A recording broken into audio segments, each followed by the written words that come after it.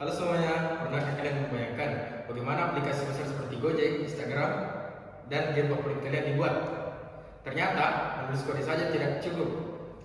Dibutuhkan teknik khusus agar aplikasi tidak mudah error, selesai tepat waktu, dan bisa dikerjakan bersama-sama.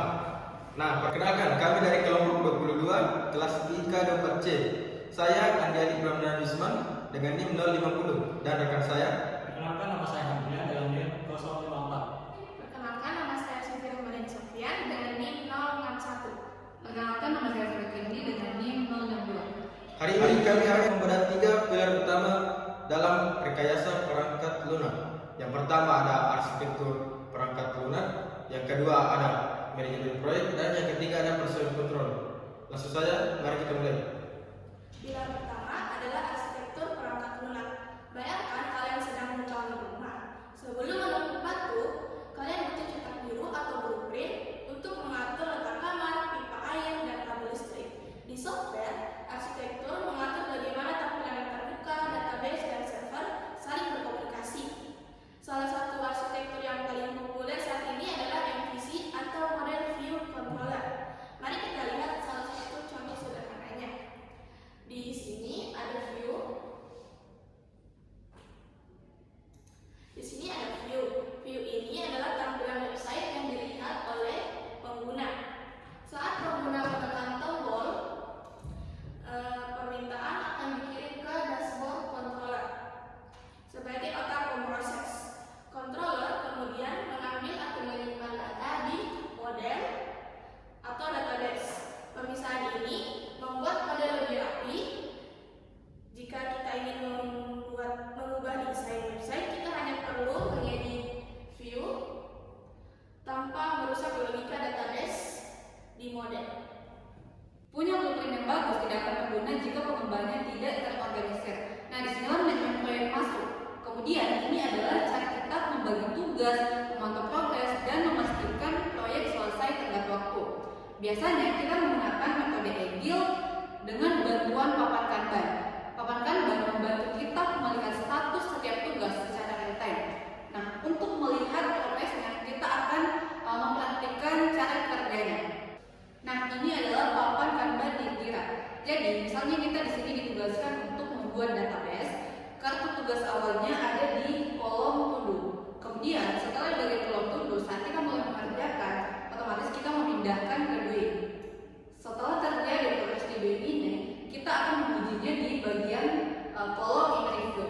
Nah, di review ini ketika sudah selesai dan diuji, maka kartu bisa kita pindahkan ke kolom dan. Dengan ini, begini seluruh tim tahu progres kita tanpa harus terus-menerus bertanya. Pilar terakhir adalah version control, sistem yang bertindak seperti mesin waktu untuk kode kita.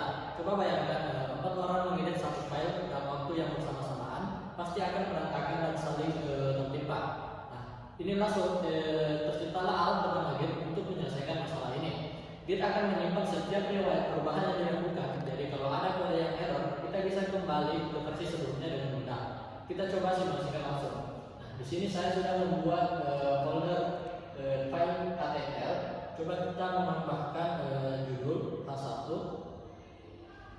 text enter, kita masukkan ke Word. Nah, di sini kita akan melakukan push ke repository GitHub. Di sini komennya yang pertama itu adalah git init.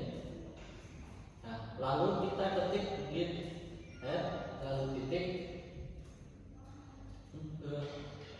lalu kita lakukan git commit yang berguna untuk commit file yang akan kita lakukan.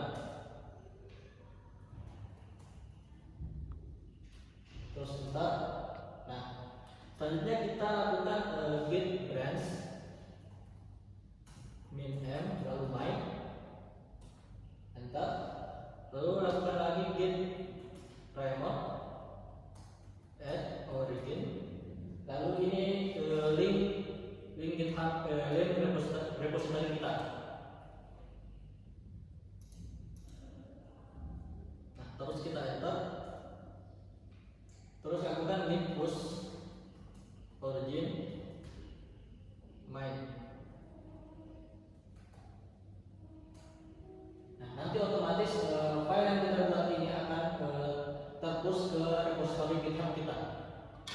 bisa dilihat di sini. Kalau kita refresh, nah otomatis file yang kita buat kita tadi akan otomatis terpush ke.